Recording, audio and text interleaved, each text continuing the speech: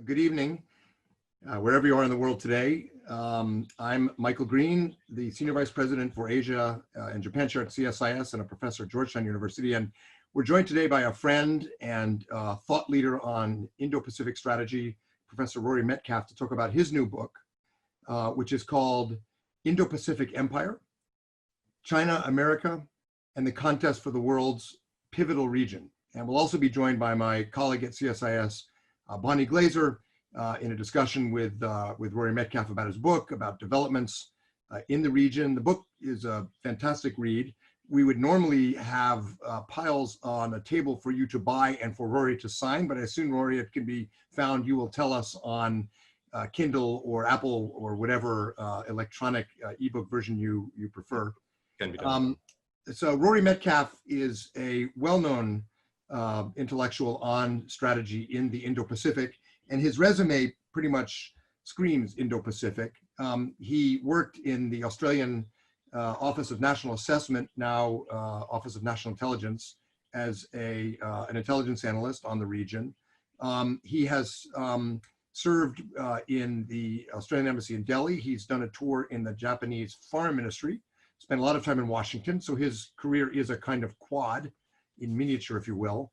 And Rory is really the person who put this concept, this geopolitical mental map of the Indo-Pacific forward and proselytized it, I would say, 10 years ago, with some resistance in some quarters, Beijing, but also some parts of Washington and Canberra. It is now the mainstream view that the strategic space we should be envisioning in a period of shifting power relations in this region is the Indo-Pacific, not East Asia, not the Asia-Pacific, but the Indo-Pacific, taking advantage, of course, of India's increasingly important role. And Australia is, of course, at the pivot of the Indian Ocean and Pacific Oceans. Rory is now the head of the National Security College at Australia National University, where he does a combination of think tank research and training the next generation of Australian strategic and policy leaders. So we'll start, Rory, with a quick overview from you, and I think you have some slides to share with us on the book on Indo-Pacific Empire, and then I'll let Bonnie quiz you for a bit. We'll have a discussion, and the audience can send their questions to us, and we'll be looking for those as we progress. So Rory, over to you, and welcome. I wish we were in Washington or Canberra together, but it's great to see you. Thank you indeed, Mike, and it's a real pleasure to be with you all at this this virtual event for the book. Look, I will just very briefly introduce a few of the key themes from this book, and I will indulge in sharing a few of the maps and images that I think tell the story better than I can, but I'm especially interested in the discussion and the what next. So look, why did I write this book? And I'm just going to quickly call up those images as we speak. Yeah, so why this book? And interestingly, there are actually two covers to this book. The first is that the idea has been around for much longer, I think, than many of us realize. The idea that what we saw as the maritime Asian region is really a system based on the two oceans, the Indian and the Pacific Oceans.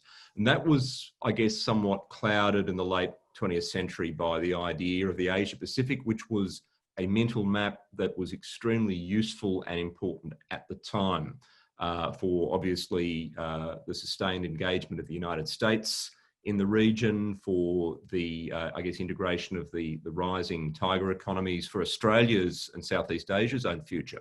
But the argument in the book is twofold. It's that, in fact, the longer view, the longer history of Asia as a strategic system was a two-ocean region. And in fact, the further back into my research that I delved, the more, I guess, I was convinced that the norm was a kind of early multipolarity in the Asian region. In other words, the Indian Ocean always mattered. The civilizations centered on India and on the coastline of India and on Southeast Asia always mattered. And this was a region where China was prominent, but not dominant. Its dominance was confined very much to a narrower East Asian sub-region.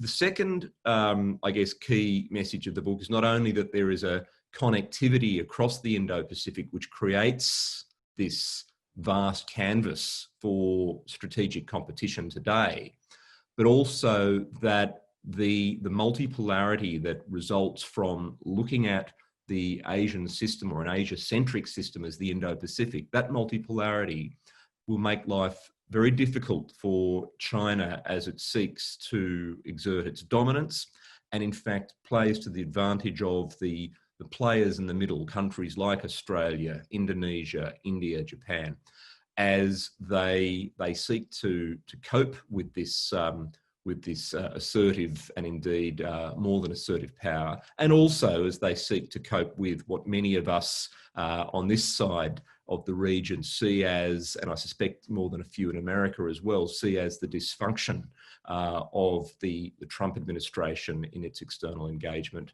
and internally as well.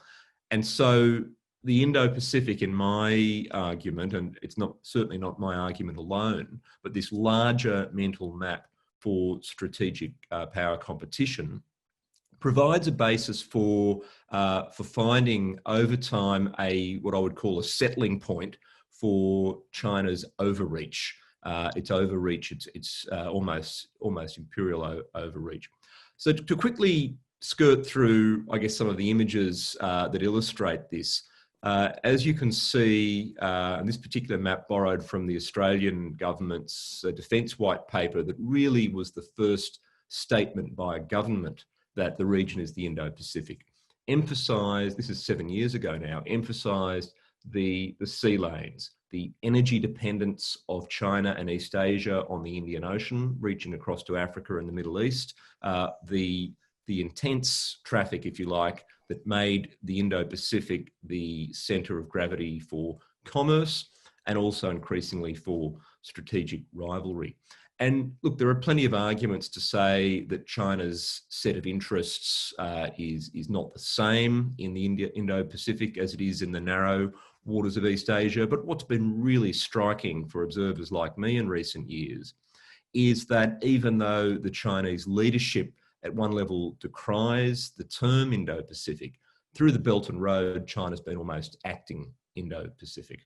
And so the book then, I guess, leaps back from recent developments such as the really quite exceptional strengthening of the Japan-India relationship, Japan's Indo-Pacific strategy, the sudden, I guess, not sudden, but the announcement by the US administration that it will engage in the region, or at least compete with China in the region as the Indo-Pacific.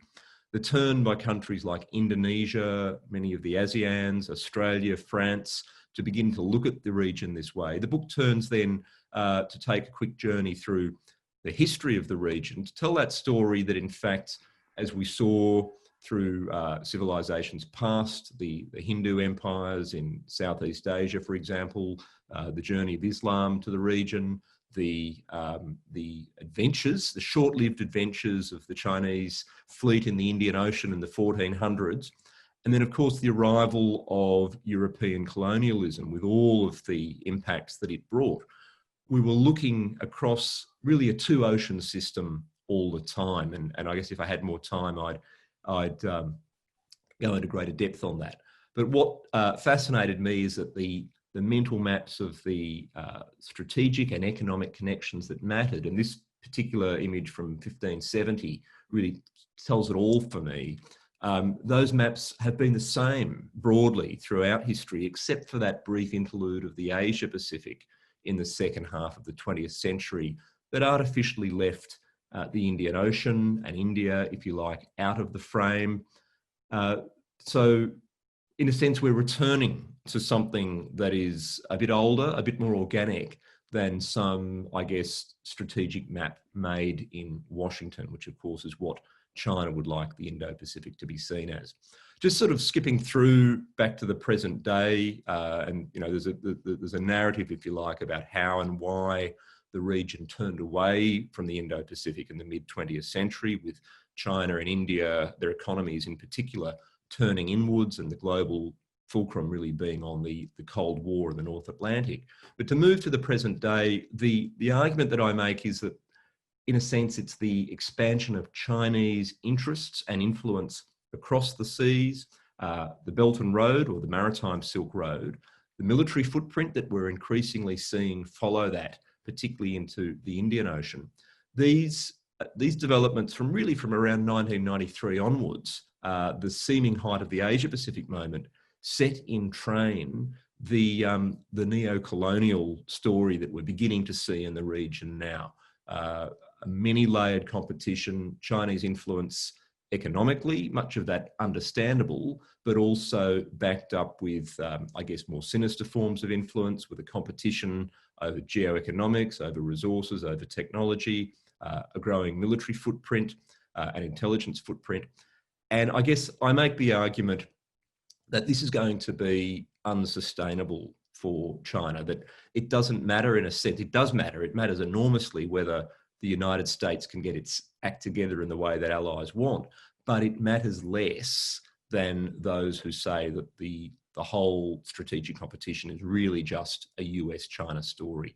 I make the argument that certainly within a 20 to 30 year time frame, and that's not long in the grand sweep of Chinese history, and probably sooner than that, we're seeing COVID almost accelerating this process. Within that time frame, the cracks will really show in China's accelerated imperial ambition. So if you look at the way in which China envisions the world, the Belt and Road is the benign version, but of course there is a military footprint exposed, in a sense, in this image from the Battle Command Center in Beijing 3 years ago. China is going to be, under Xi Jinping, is going to be facing really intense pushback on many fronts. And of course, it's an enormous question as to whether, in fact, China will prevail or we will find some kind of settling point, whether, in fact, US-China tensions are going to escalate to a conflict that will shake things further. These are all questions that I guess the book leaves unresolved. I want to leave in readers' minds just the recognition that the US-China competition is not the only game in town, that really through China's expansion across an Indo-Pacific footprint, it's picking fights, not all of them necessary for its interests, with powers ranging from India to Japan to Australia to Vietnam, and even potentially to the Europeans, and we'll come to that.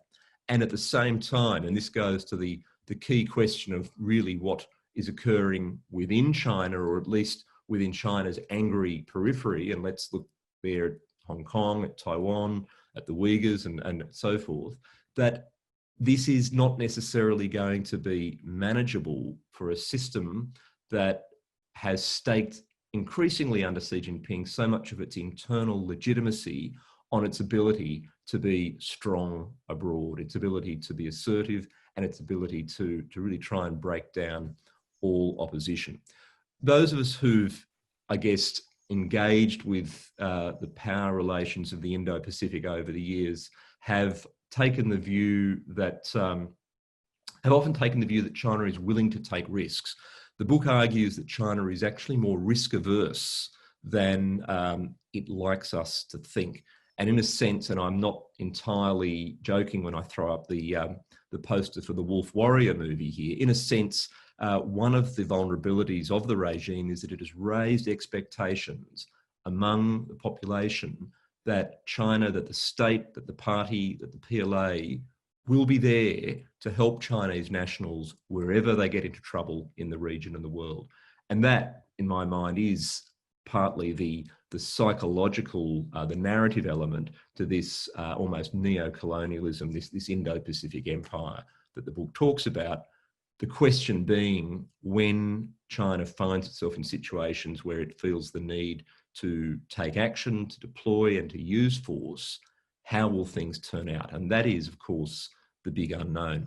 Look, in conclusion, the book was in fact completed just on the eve of the COVID crisis. And of course, even when I went to print a little while ago, it wasn't clear for even for the Chinese leadership, I suspect, the full extent of the calamity that they were really seeing unfold, and that perhaps I think in very many ways, their own failures had contributed to.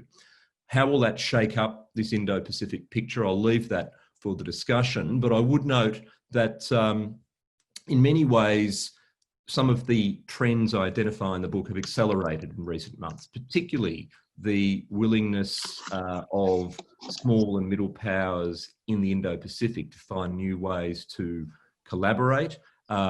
Many have predicted the death of the Quad repeatedly for quite some time, but it's striking that the Quad is actually now the core, for example, of a 7-nation grouping, bringing in Vietnam, bringing in South Korea, and also bringing in New Zealand, that is regularly discussing pandemic response, issues to do with long-term security, including against the geo-economic consequences of the pandemic.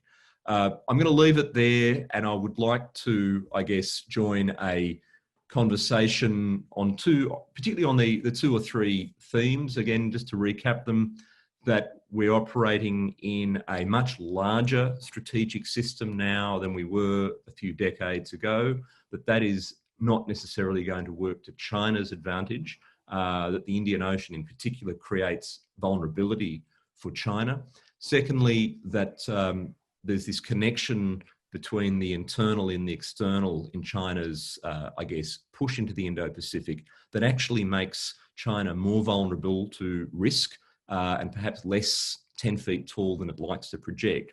And thirdly, that the COVID crisis is going to accelerate many of these dynamics rather than completely change the landscape. So I'll leave it there, and I look forward to some questions.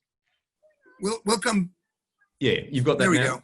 Yeah, look, I'll just hit you with a couple of key images, I guess, because I don't want to waste too much of the discussion time. Look, the key point I wanted to make is that this is the map of the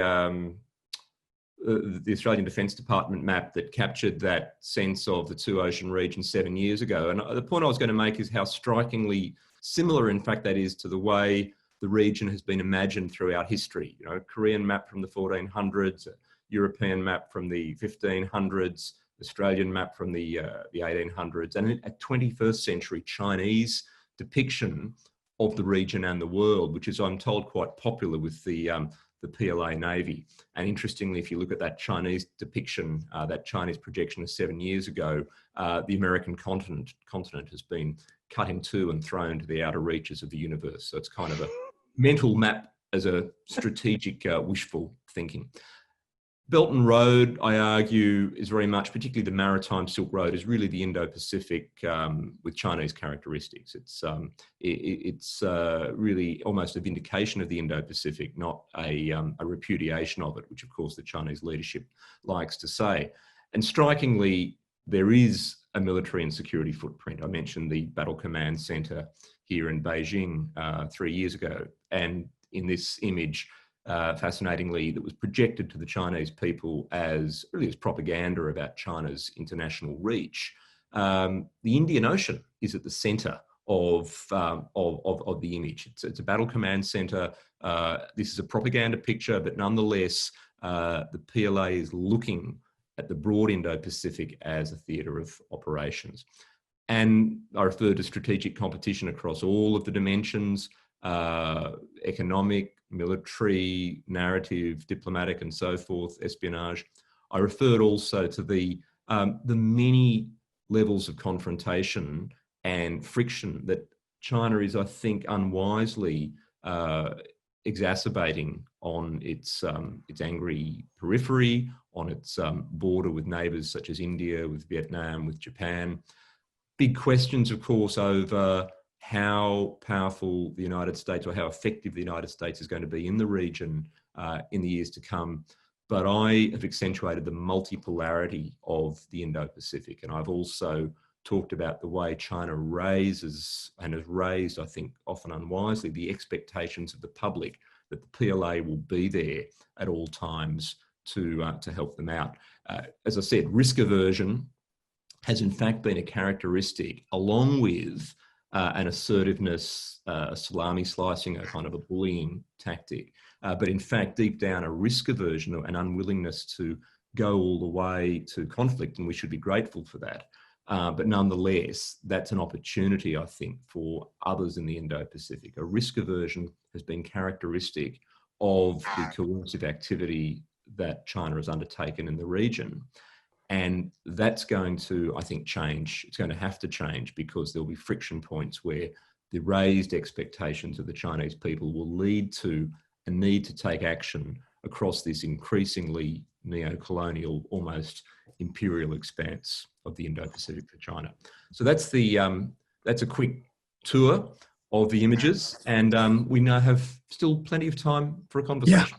Yeah, that's terrific. Thank you, Rory. I'm glad you were able to walk us through those. And as you were speaking, NASA announced that it's postponing the launch, which was scheduled for 4:30. So clearly they know they can't compete with the Indo-Pacific Empire and your compelling images. So I'm going to turn to Bonnie now and ask her to give some views on the thesis, ask you a question. Let me remind the audience, you can ask questions by sending them to us through the CSIS website. If you go to csis.org, and go to the events icon, there's a prompt that'll let you send questions. We'll get them on a Google document, and I'll go through them in a few minutes. But let's turn it over now to my colleague, Bonnie Glaser. Congratulations on the publication of your book, Rory. It's terrific, and I think it's going to stimulate a really excellent conversation, certainly among us today, but also worldwide, as the Indo-Pacific really takes root as a concept, and it really has over the last couple of years. And of course, you at least partly need to take credit for that.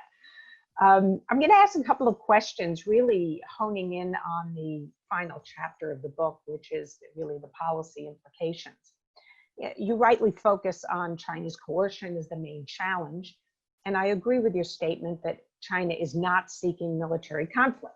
Rather, it wants to use economic statecraft and military pressure and political interference, other gray zone tactics, to persuade, and in some cases compel, countries to accede to Chinese interests. So the main challenge, therefore, going forward is how to manage coercion without, as you note, either creating an outcome of military conflict at one end of the spectrum or capitulation to Chinese demands at the other. And, you know, many countries are obviously trying to navigate this challenge. Yet we have to be, I think, quite realistic in recognizing that some countries have capitulated, at least partly or perhaps temporarily. The Philippines under Duterte has set aside the arbitral tribunal ruling that was in its favor to get Chinese loans and ease Chinese pressure on the Philippines. Apart from Vietnam, there really isn't much pushback in the South China Sea, a lot of unhappiness, but not a lot of pushback among the other claimants. Even South Korea didn't fully cave in and remove the THAAD missile defense system, but, you know, it agreed to not deploy more missile defense systems or network its systems with other countries or establish a trilateral alliance with the US and Japan. So there has already been some capitulation. And so your prescription that countries in the Indo-Pacific must band together is absolutely right, but seems to me easier said than done. You know, ASEAN is struggling to stay united as China pushes for this toothless code of conduct.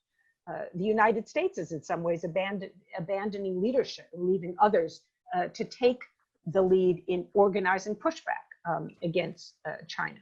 And the Chinese continue to try to drive wedges between other countries. So this terrific sentence in your book where you say, others' resistance to excessive and coercive actions by China can firm up into comprehensive competition underpinned by resilient solidarity and deterrence. Can it? Yes, but will it? Is Indo-Pacific solidarity achievable? And I'd like to draw you out a little bit on what gives you confidence that this will hold in the future. My second point is about your analysis of Chinese foreign policy and its drivers. And I was quite surprised at your statement that China will have to adjust to the interests and sensitivities of others. Now, I really have to ask you why you think that is likely.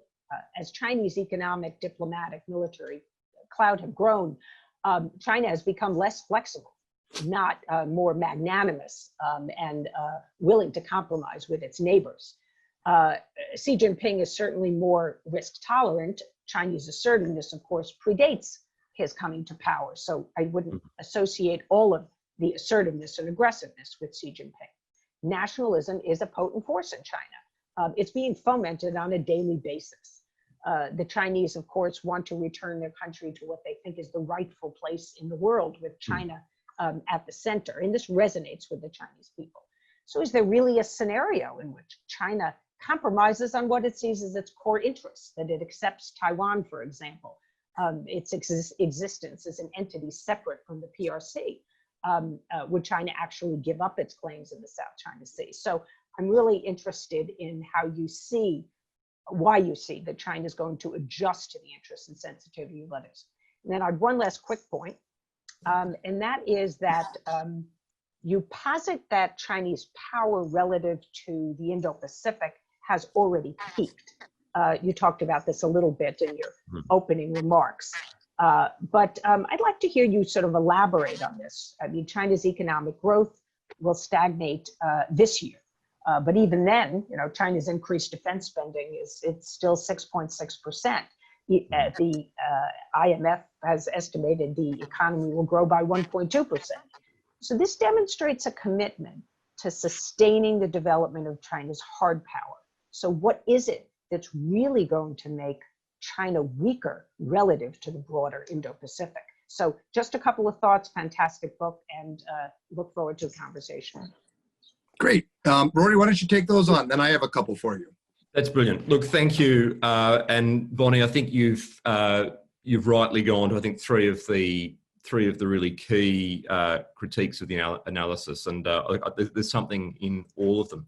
Look, I guess to set the scene a little bit, you know, I deliberately take a long view in the book, and that's one of the reasons for the indulgence into the long historical record, to say that this was always a region that was messier, that was more multipolar, more contested, and larger as a system than I think a lot of contemporary analysis suggests.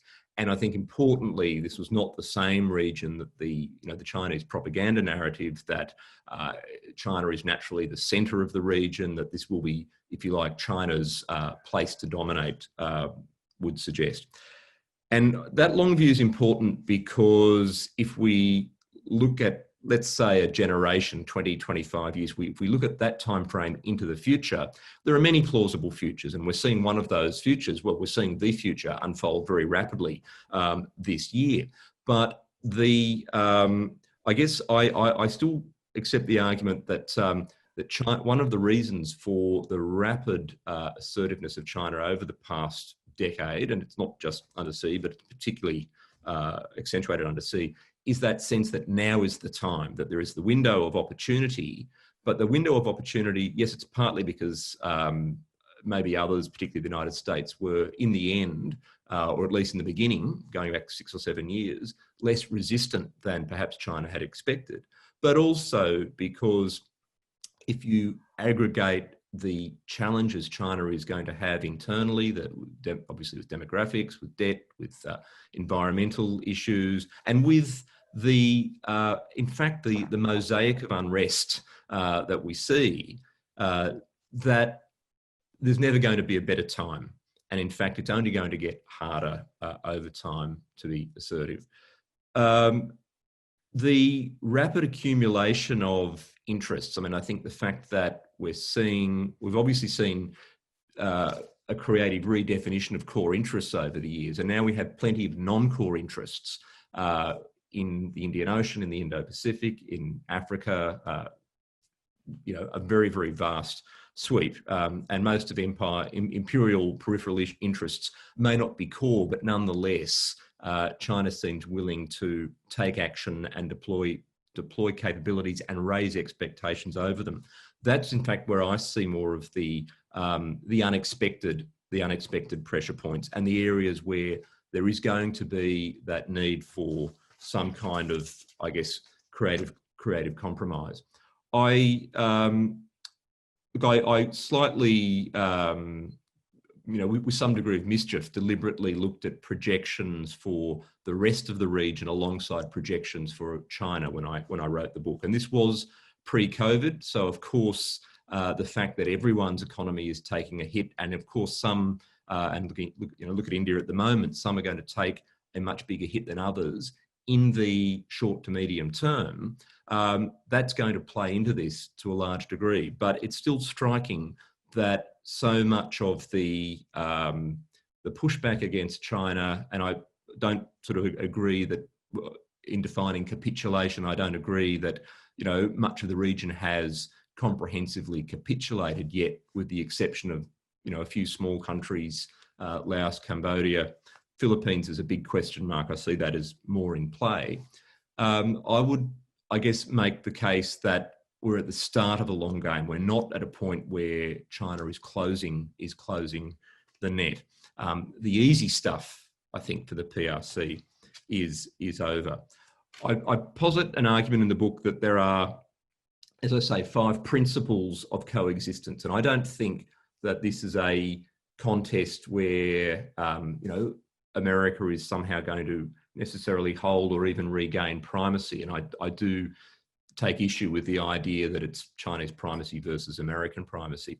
I posit an argument that there are really 5 principles that are going to help in finding a settling point for China, because I don't think that there's a clear sense yet in Beijing, and I'd be interested in your views on this, on what the endpoint looks like for the almost impulsive, I guess, expansion of interests and influence across the Indo-Pacific and across the world over the past 10 years. So I guess I make the argument that it's going to be often at the margins, all those multiple points of pushback and eventual strengthening into greater solidarity among others, that actually, in its own strange way, help the Chinese leadership find that point at which it essentially says enough. We've bitten off enough in the region and the world.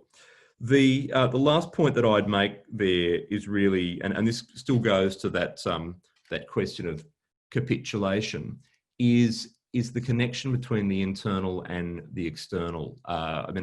You'd know, I guess, very clearly how the nationalism of the Chinese population has been cultivated, has been fostered. It's real, but nonetheless, it's not the only, I guess, impulse there driving Chinese policy. At what point does 1 or 2 or more acts of pushback by Japan, India, Vietnam, the non-military pushback that we're seeing increasingly, I'd say, in Europe, Australia, elsewhere, at what point does that bring about some kind of reassessment? And I would argue that even on the Belt and Road, not all the news is bad. We've seen, I think, a fundamental or substantial change in the packaging of the Belt and Road in the past few years to recognise that governance, that environmental issues, that labour rights, that all of the local needs that so many small and middle powers in the region have cried out about. And I'm even looking at small countries like Mauritius or Sri Lanka, or Malaysia, where a rapid democratic change of government can really upset China's calculations.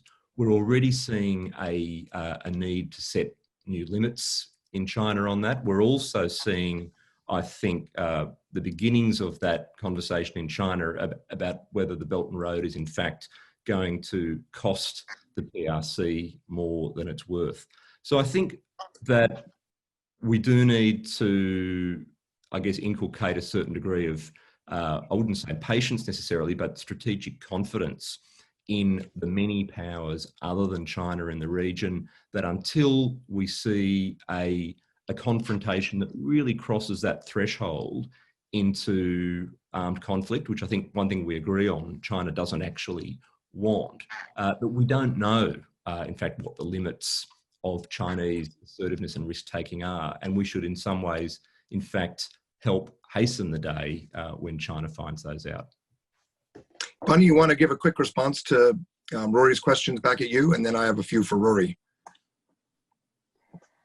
I'll just be very quick because I know we want to open up to questions, but I think the longer you look out, the more uncertainty there is.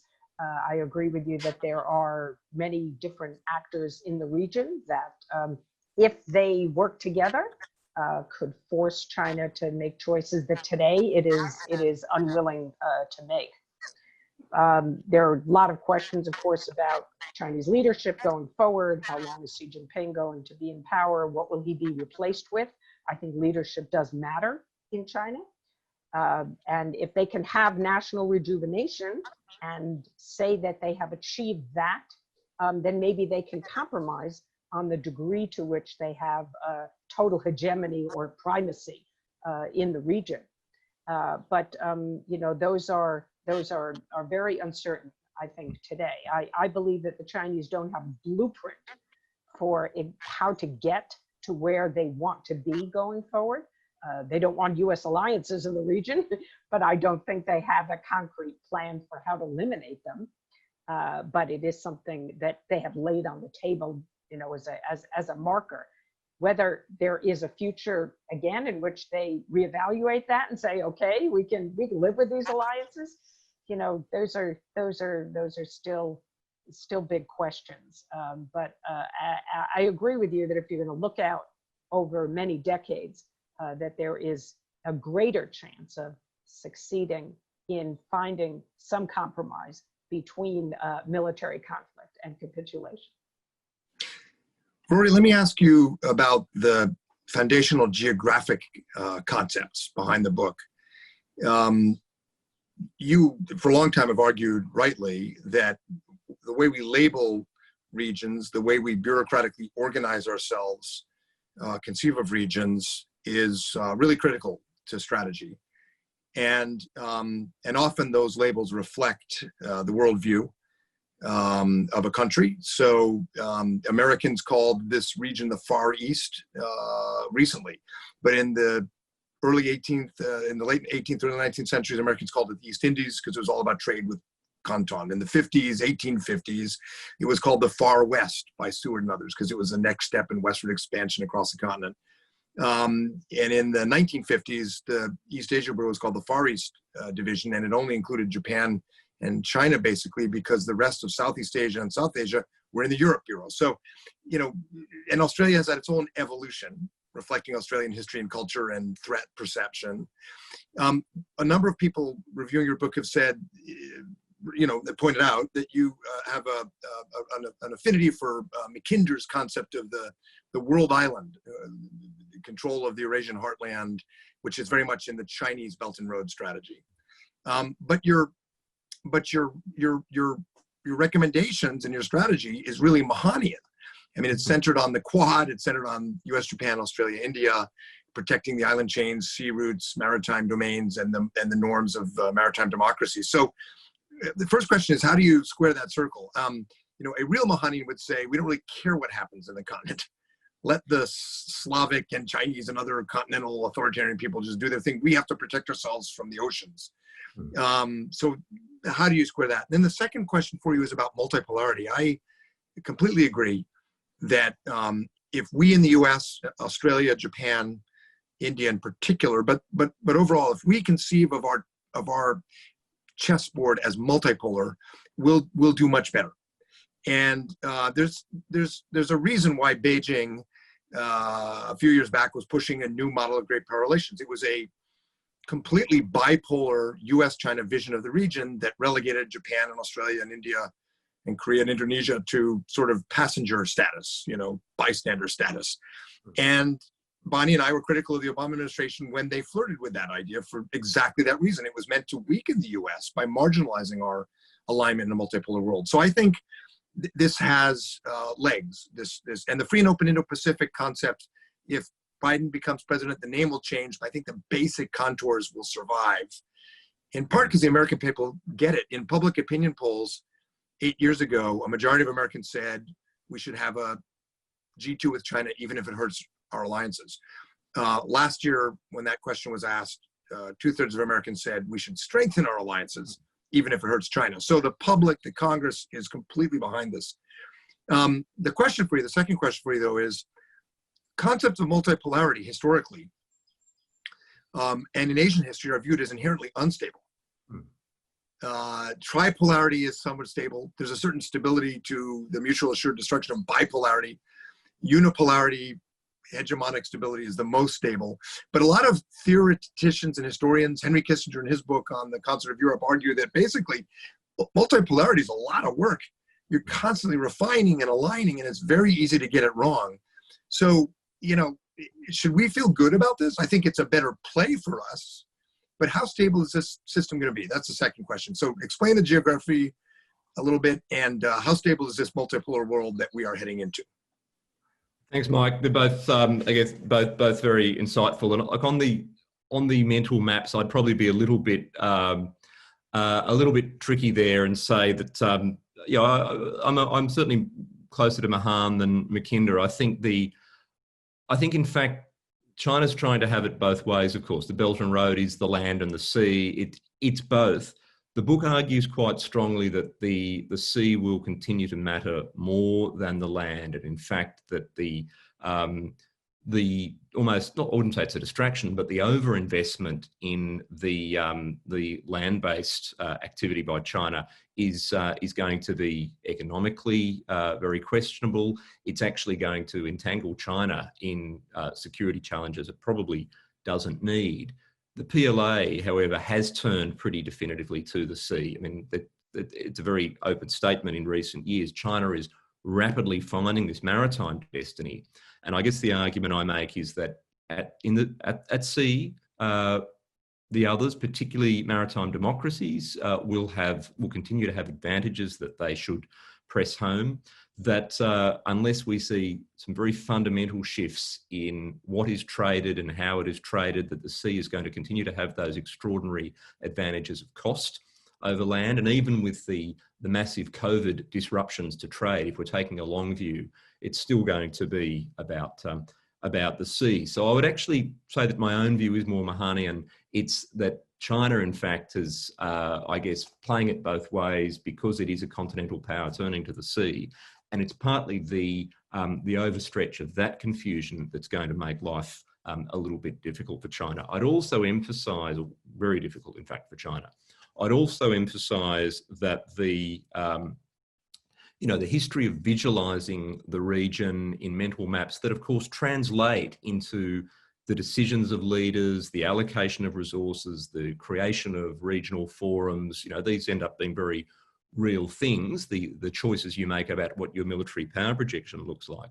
These decisions, these mental maps will keep shifting. I think the Indo-Pacific, I argue, echoes older two-ocean frameworks of an Asia-centric maritime region, but it may change again. I mean, let's see what happens if and when Arctic shipping really has its day. Let's see what may happen if finally East Asia were to wean itself off fossil fuels, which I still think is going to be a very, very long game. But for the time being, and I mean at least for the next generation, the Indo-Pacific is going to be a useful construct for our policymakers, and we should make the most of it. Turning to the multipolarity question, look, I grappled with this question, still do. Of course, there is an unstable quality to multipolarity, depending on the choices that the big players in the system make.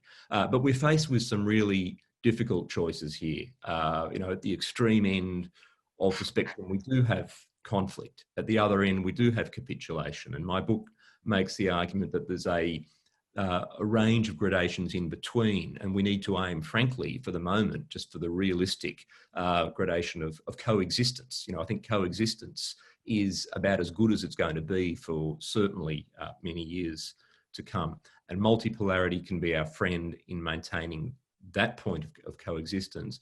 But to be, I guess, a little bit academic about it, I'd say really what the book is advocating is a heteropolarity. We're looking at multipolarity, but of course at one level, at the level of sheer economic and military weight, of course, the United States and China are going to be in a league of their own. It's just that the middle powers have considerably more agency, including agency to complicate life for a China that I think has much less of a clear strategy than it likes to tell us. We need to accentuate that agency. And it's striking that so many of the middle players have been trying to use that in different ways in recent years. Diplomacy still matters. Yes, ASEAN is frustrating, but I think Indonesia's embrace of the Indo-Pacific idea and its use of ASEAN-centric institutions hasn't gone away. And at this stage, China feels the need to pay, I guess, at least lip service to those institutions. I think already Europe is beginning to turn, particularly France and Britain to some extent. And the French are still a player in the Indo-Pacific. We shouldn't forget that. So, you know, I don't think I'm offering a kind of a magical solution by any means, but I think that if we can strengthen multipolarity through minilateralism, through small groups getting together to really provide some pillars of capability in that multipolar environment, and that's where Australia, Japan, and India matter, then I think we're going part of the way. I'd also just conclude on this point that goes back to a point that both you and Bonnie have raised, which is about American leadership. And one of the arguments I've tried to add some subtlety to, or to challenge really with a bit of a reality check, is the argument that in the end, the future of this region is all about the United States and China. And unless America maintains primacy and shows consistent leadership, then we have to accept Chinese hegemony. You know, I think almost every country in the region would not like that outcome, and in fact, there's good reasons to challenge it. The argument I make is that if the United States is even remotely serious about competing with China globally, and I believe it is, and I believe the bipartisan mood on this issue, or at least the mood across the political spectrum on this issue in the United States this year is evidence of that, then the United States is going to have to remain engaged to a significant degree in the Indo-Pacific, and that does not have to be primacy, it does not have to be leadership on every issue. And I think that will be enough, provided that the United States can maintain its alliances and, I guess, regain some of the confidence that those alliances need. And I guess if I'm taking sides in the US election this year, that's as far as I'll go. Yeah, I'm tempted to say, don't worry, we are remotely interested. Look, since 1783, as I point out in my book, the American people have resisted efforts for hegemonic takeover of the Pacific. And if you look at public opinion polls, congressional attitudes, there's no indication that has changed despite the many idiosyncrasies in our political system right now. We have some really good questions queued up here, so I better get to them while we have time. A couple of people actually asked about the European angle. Where do you see Britain, France, the EU perhaps more broadly, or even NATO in this strategy? And to what extent do you worry about the EU or key European partners being neutralized by China's diplomacy, coercion, Belt and Road? Yep. Okay. Look, very, very simple. Look, throughout history, I think the Indo-Pacific has been, and particularly if you go back to from the colonial era onwards, this has been almost a kind of a global region. It sounds like a paradox, but it's the region where the interests of all players are engaged. That's very much the case today, and that's one of the arguments why I think the sea lanes, and particularly, but not only the South China Sea, are going to remain everyone's business. That includes Europe as significant trading powers, but also France in particular is a resident power in the Indo-Pacific, and Britain is not completely, if you like, disengaged. What's striking is that firstly, to answer the second part of your question, we're now seeing the beginnings of, I think, long-term disillusionment and, in some cases, resistance to, I guess, China's agenda in Europe and in, as you say, neutralising Europe on the world stage. And again, even a weaker Europe, just as even a relatively weakened or relatively self-harming, if you like, America in recent years, is still going to be a very powerful actor in the long term, unless we're looking in, I guess, at scenarios of total conflict, of total war. But given the, I think the sensitivity of China to sustained pushback, I wouldn't rule the Europeans out.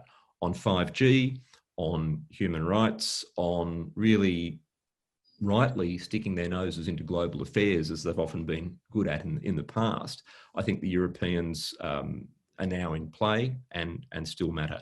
I don't make an argument that somehow we're going to see Europe as a military actor in the Indo-Pacific making a decisive difference. But I think in many ways that's not the point. If at least we can see a sustained presence in the Indian Ocean of European navies, and remember that in the counter-piracy operations in 2008, which my book argues were in fact a pivotal moment in this turn towards the modern Indo-Pacific, because pretty much every Indo-Pacific Navy, particularly the Chinese, the Japanese, the Koreans, the Australians, the Americans, the Europeans, the Russians, everyone was there in the Indian Ocean fighting piracy. The Europeans are still a significant player in that part of the Indo-Pacific, where in fact China's vulnerabilities are greatest. And then finally, on the non-military levels of strategic competition in the Indo-Pacific, the geoeconomics, the development side of things. I make an argument in the book that the best way to manage and counter the power play of BRI is not to compete in the sheer quantity of concrete and steel and, I guess, corruption of local elites that goes on through the BRI. It's actually about building the antibodies in regional countries to help small countries or developing countries use China's money wisely, make their decisions wisely, and use alternatives where they can. Japanese, American, European, Australian, whatever.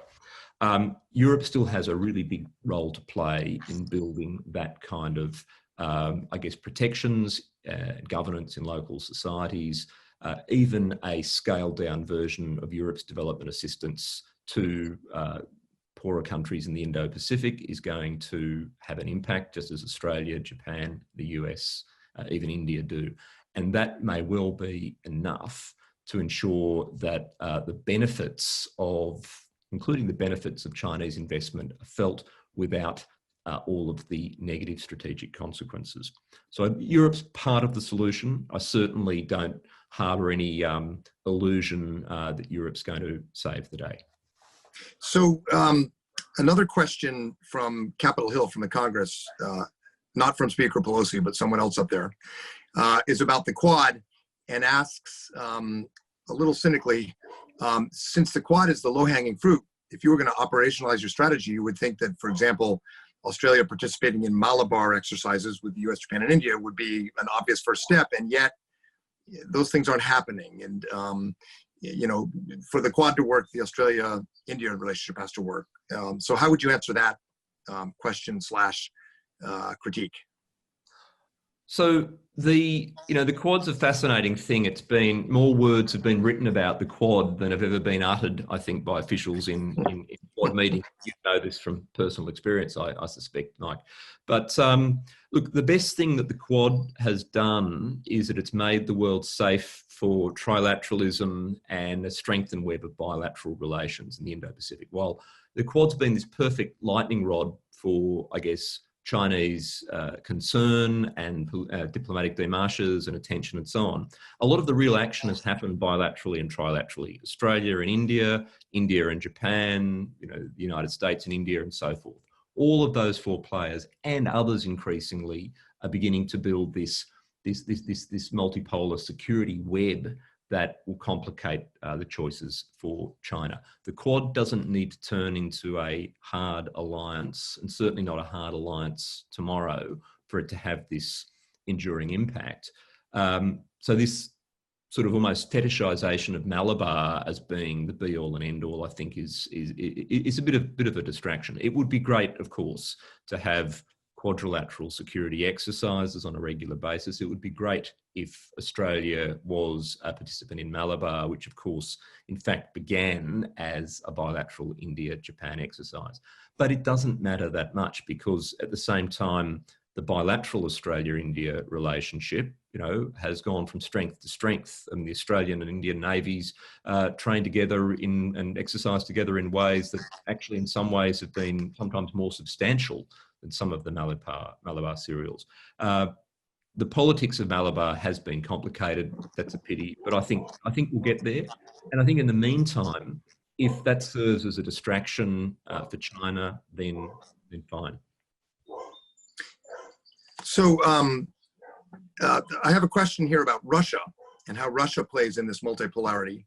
Yeah. But I want to throw in my own question about Korea. The Achilles heel, in my view, in the free and open Indo-Pacific strategy, as it's evolved in both Washington and Tokyo, and an original sin, kind of Achilles heel, to mix metaphors, a real weakness in Mahanian thinking overall, even though I consider myself a neo-Mahanian, is the Korean Peninsula. And you can just see how Korea does not fit very well in the FOIP strategy. Part of that's problems in Seoul. So, how does Korea fit? I think Korea is pretty darn important. If you think about it, the last time Chinese Americans were killing each other in large numbers, it was on the Korean Peninsula. If you think about every important alliance we have, including Australia and Japan, they started in the Korean War. So Korea is pivotal to the future of Asia, but it doesn't fit neatly in an Indo-Pacific concept, it seems to me. So Russia and Korea, how would you address them? Okay. Do you have any other questions that I can take as well, or I'll throw one more and we can wrap up, and then I'll turn to Bonnie for a benediction. I got a number of questions about institutions. Yeah. If we were doing this talk, or if you'd written this book a decade ago, you probably would have said a lot more about institutions, because there was a lot more hope about what might happen with ASEAN, with the East Asia Summit and so forth. So somebody asked, is there still a role for institutions to sort of begin to codify norms, if not with China, at least among the maritime powers? So yeah, Russia, Korea, institutions. If you can read them into one sentence, you get a bonus. I can do that. Well, the one sentence is that this is a work in progress. Look, seriously, it's an extraordinarily, cloudy, untidy picture of the regional order at the moment, if you can call it an order.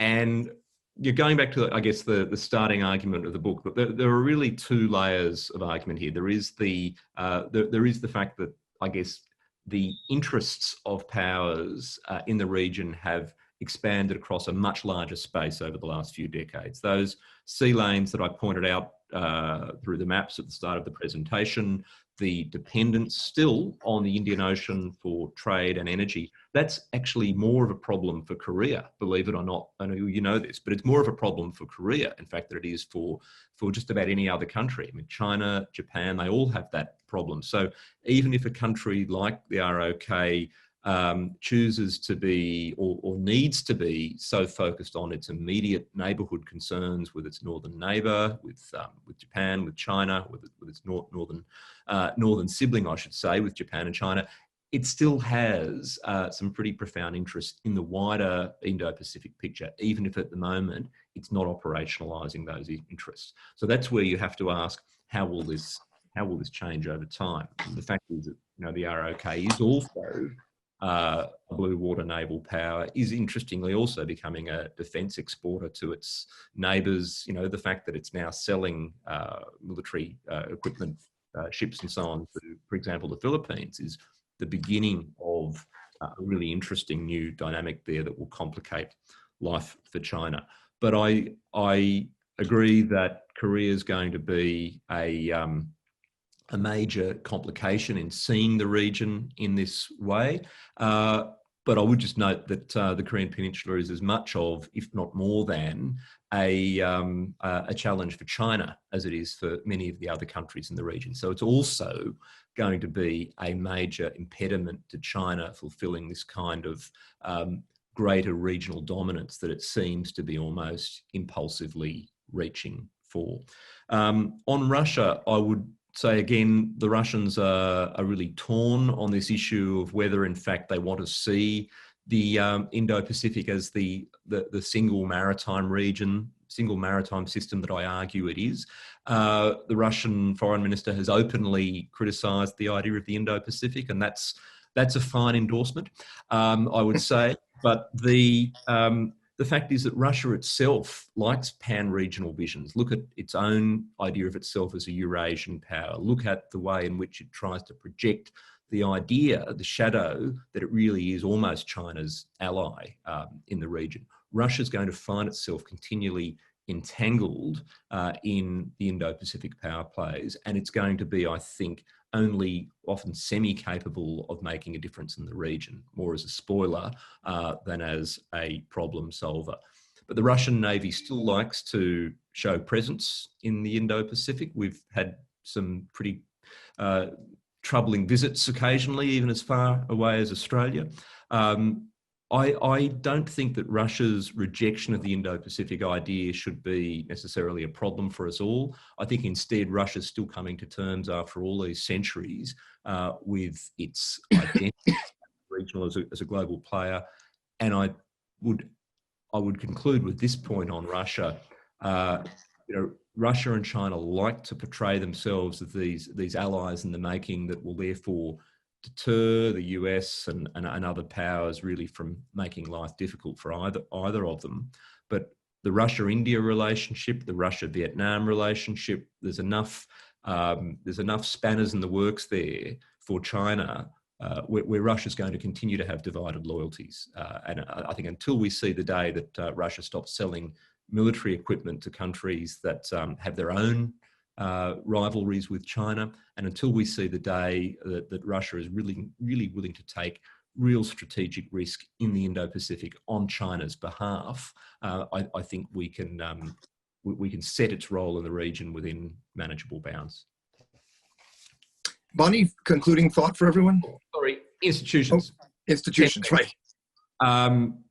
So many have said, well, where are the Indo-Pacific institutions? And again, this is all about the reality and the naming. I mean, I don't really care if countries in the region play the game of using Indo-Pacific terminology or not. That's taken off faster than any of us expected, and it actually doesn't matter at the end. It's how the countries behave that matters.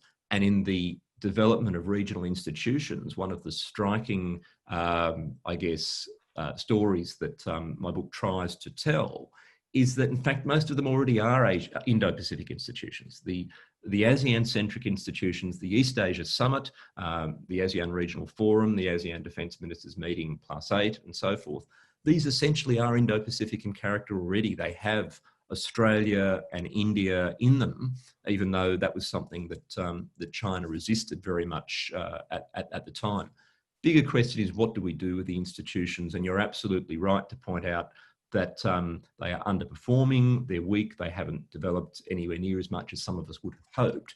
But being realistic, they still play a role, and perhaps the greatest role is that they are venues for the minilateral groupings to caucus, to try to hold China to account where they can. And in fact, over time, if China ends up openly challenging these institutions, that itself will be a kind of, I think, a galvanizing force for the Indo-Pacific resistance that my book talks about. What we don't need is a kind of a single grand multilateral Indo-Pacific institution where everyone from Mozambique to the Marshall Islands is present, because we've already got the UN General Assembly. Bonnie? Right. Well, we're already over time, but really this has been a terrific conversation. We're going to have to reconvene in a few years and see how the Indo-Pacific is going. I must say that I'm more concerned about Russia and the Russia-China alignment than you are, because I have found these two countries able to compartmentalize their differences. China looks the other way when Russia is, for example, the state-run energy company Rosneft was drilling at Vanguard Bank, and the Chinese survey ship at the same time was in Vietnam's exclusive economic zone. And there were different interests there between Russia and China, but that doesn't undermine their cooperation on other issues. So I think they have this ability to just put on the shelf the things they disagree about and forge cooperation where they do agree. And I feel like the United States and other countries are pushing China and Russia together in a way that we may come to regret if we see in the Indo-Pacific that there is going to be this alignment that China has with Russia, that it tries to operationalize in ways that is contrary to our interests. So maybe we have to think about what are the negative relationships that could develop in the region that we have to make sure we avoid. I would put that on the agenda. And then we could also talk about at some future date North Korea and where that is going in terms of its relationship with China, which seems to be strengthening, although North Korea is not a priority for China. I think that China looks at the Korean Peninsula and prioritizes its own influence and relations with both parts of the peninsula as it can control events going forward. But I think Mike is right to point out that Korea has really been important in the past, and we should not dismiss its role in the future. So many problems, but Yep. but the enduring quality of this book and this concept of an Indo-Pacific is that it will align the U.S. and Australia, Japan and India, and other maritime democracies, and that is our best play for all of these uncertainties. I have a lot of really good questions, but I know that most of them are answered in the book. So I'll just end by saying, for those of you who didn't get your question answered, there is an answer, and it's in Rory Medcalf's excellent book, Indo-Pacific Empire, China, America, and the Contest for the World's Pivotal Region. Thanks, Rory. Thanks, Bonnie, and thank you all for joining us at CSIS today. Thank you so much. Take care. Cheers. Thank you, Mike.